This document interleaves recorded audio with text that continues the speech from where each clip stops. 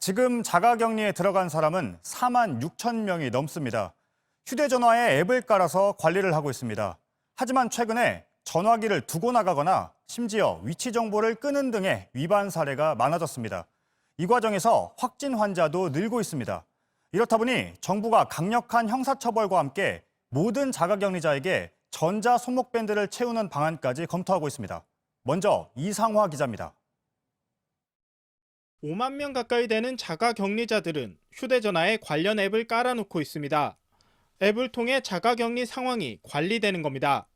그런데 최근 휴대전화를 집에 두고 몰래 나가는 경우가 적지 않게 발생했습니다.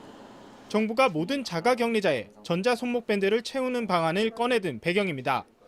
자가격리자 관리 수위를 높일 필요가 있다는 판단에 따른 겁니다. 전자손목밴드는 스마트폰에 설치한 자가격리 앱과 연결해 작동합니다. 스마트폰에서 손목밴드가 10m 정도 넘게 떨어지면 행정안전부나 지자체에 통보가 되는 방식입니다. 오늘 정세균 국무총리가 비공개 관계장관 회의를 열어 논의했는데 결론을 내리지 못했습니다. 인권이나 법리적 문제와 관련해 반대 목소리가 많아 검토를 더 하기로 했습니다.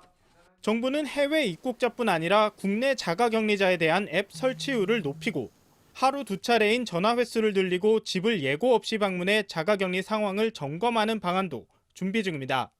JTBC 이상화입니다. 여론은 엇갈리고 있습니다. 자가격리자를 통제하는 게 우선이라는 목소리가 크지만 인권 침해라는 반론도 만만치가 않습니다. 배양진 기자입니다. 전자 손목밴드를 찬성하는 쪽에선 자가격리자를 더 효과적으로 관리할 수 있다고 말합니다. 과할 수도 있지만 이렇게 지금 자가격리 하시는 분들이 제대로 지키지 않고 돌아다니는 경우도 많아서 중대 범죄자에게 채우는 전자발찌를 떠올리게 하는 도구를 일반인에게 부착하는 건 지나치다는 반론도 있습니다. 되게 다들 뭔가 지쳐있을 텐데 그런 강경한 대응을 이제 와서 하는 것도 옳은 건지 그건 너무 인권 침해 아닌가. 자가격리 대상자가 전자 손목밴드가 두려워 오히려 숨어들 수 있다는 주장도 나옵니다. 이제 숨게 만들면서 목적에도 전혀 부합되지 못하고 굉장히 강력한 전자팔찌라는 방식은 최소 침해 원칙이라는 측면에서도 전혀 타당하지 못하다. 정부는 일단 인권 침해 영역을 최대한 줄이는 방법을 찾고 있습니다. 인권 논란을 의식해 기계 모양을 바꾼 홍콩을 참고해 처음부터 손목 띠 모양 기계를 염두에 두고 있습니다. 이름도 전자팔찌 대신 손목밴드라고 부릅니다. 전자팔찌라고 하면 부정적인 인식이 상당히 좀 강한 그런 표현인데요. 하지만 모양이나 이름을 바꿔도 기계를 몸에 달고 이동을 통제한다는 점은 다르지 않습니다. 전자 손목밴드를 생산하는데 상당한 시간과 비용이 드는 문제도 있습니다. 정부가 쉽사리 결정을 내리기 어려운 이유들입니다. JTBC 배양진입니다. 이런 와중에도 자가격리를 어기는 사례가 잇따라 확인되고 있습니다.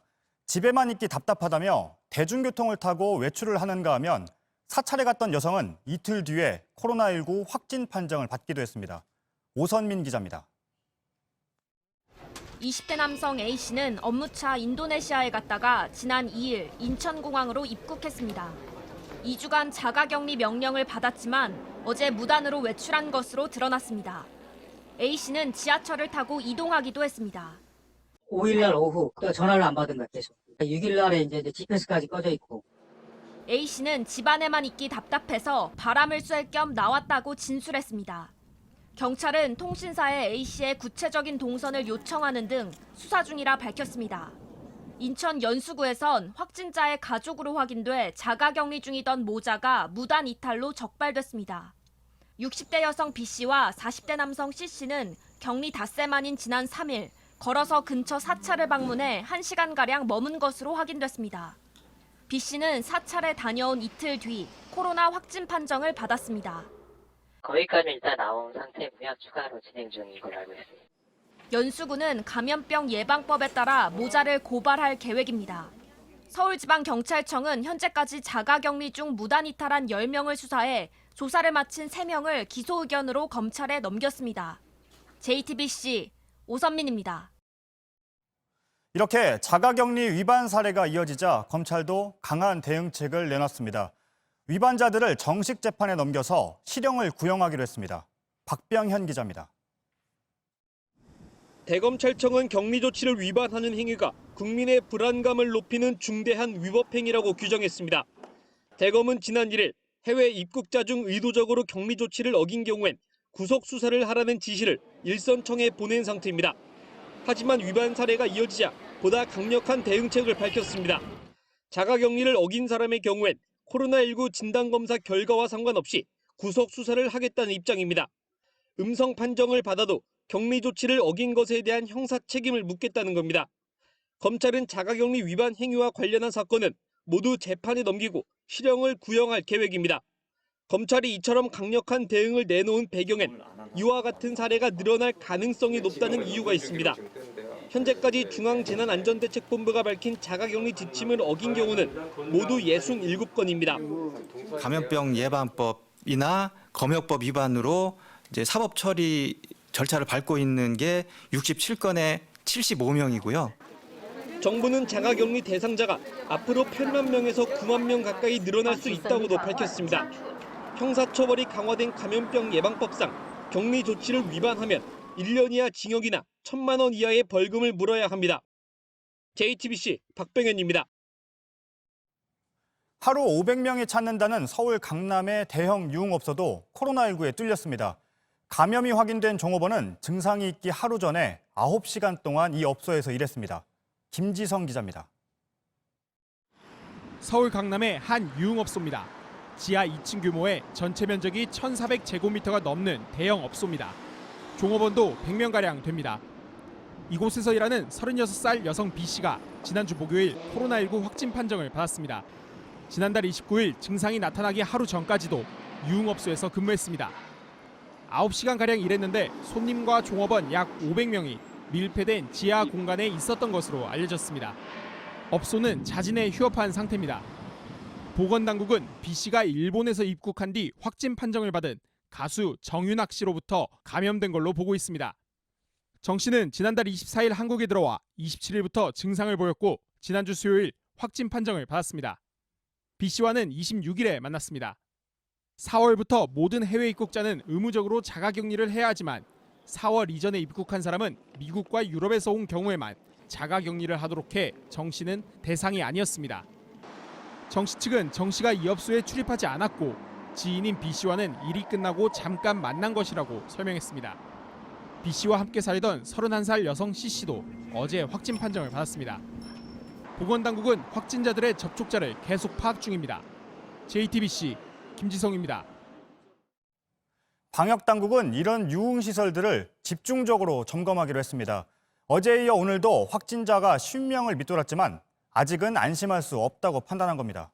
이한주 기자입니다. 최근 매일 새로 더해지는 환자 추이입니다. 연 이틀 50명 아래로 떨어졌습니다. 하지만 방역당국은 여전히 안심할 수 없다고 했습니다. 지역사회 내에 확인되지 않는 감염자들과 4월 1일 이전의 입국자에 의한 감염, 전파의 위험성은 아직 존재하고 있다는 사실을 잊어서는 안 될 것입니다. 느슨해진 사회적 거리두기 고삐도 다시 죄기로 했습니다. 클럽이나 감성주점 등 유흥업소가 집중 점검 대상입니다.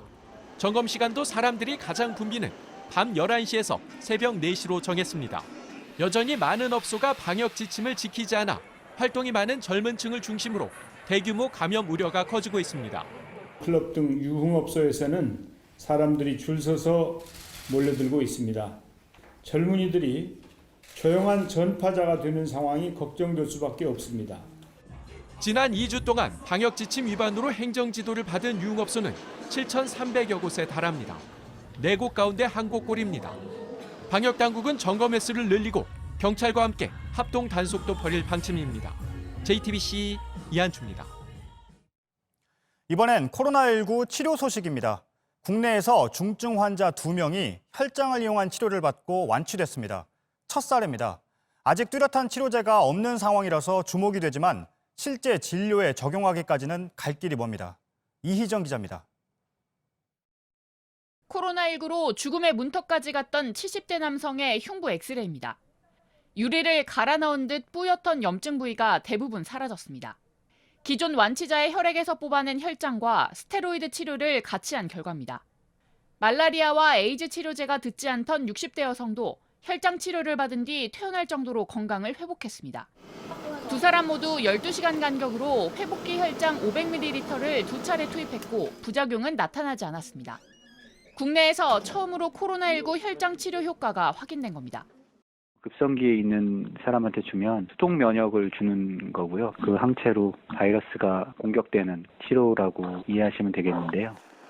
방역당국도 혈장을 이용한 코로나19 치료 지침을 검토하고 있습니다. 현재 가이드라인과 관련해서는 서면으로 전문가들에게 검토를 받고 있어서 며칠 내로 일단 지침 자체는 확정될 예정으로 있습니다.